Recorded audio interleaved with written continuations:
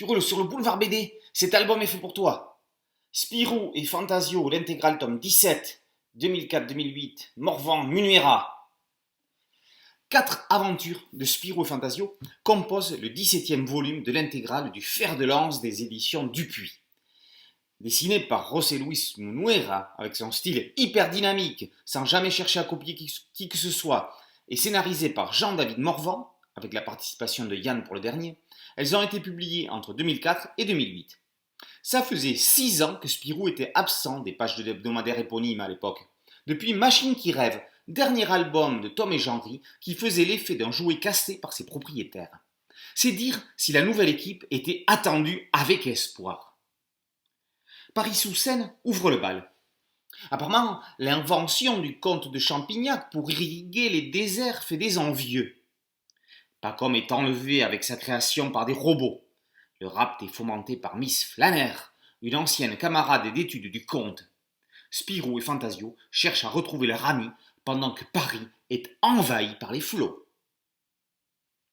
Dans L'homme qui ne voulait pas mourir, Fantasio hérite de la maison de son oncle Tanzafio, squattée par son méchant cousin Zantafio, cherchant à échapper à la mafia russe. Le vieil oncle n'est en fait pas mort, il est centenaire, grâce à une eau de jouvence dont la source va être convoitée. Direction la jungle du Guaracha pour tenter de la dénicher. Spirou, à Tokyo, remet sur le devant de la scène le japonais Ito Kata, créé par Fournier.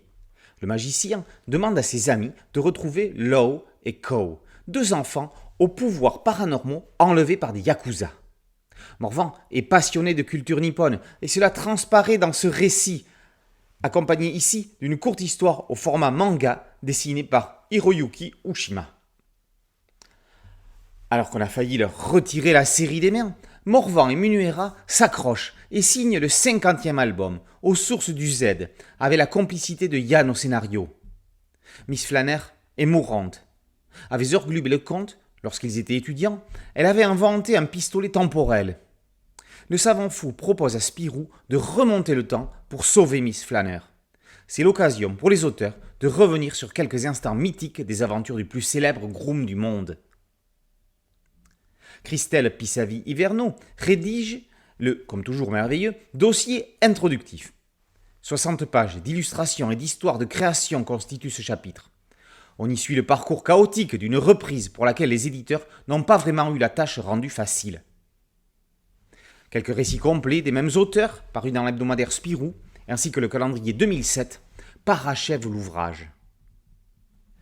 Morvan et Munuera ont relevé le gant avec talent, même si les auteurs n'ont pas été reconnus à leur juste valeur. Cette intégrale remet leur travail au premier plan et réhabilite une quadrilogie d'albums meilleure que certaines de leurs prédécesseurs et de leurs successeurs.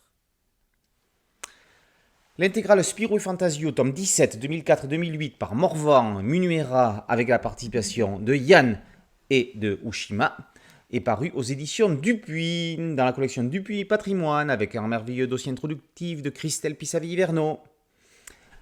Boulevard BD, c'est un site dédié, un podcast audio et une chaîne YouTube. Je compte sur vous pour vous abonner. A très bientôt sur Boulevard BD. Ciao.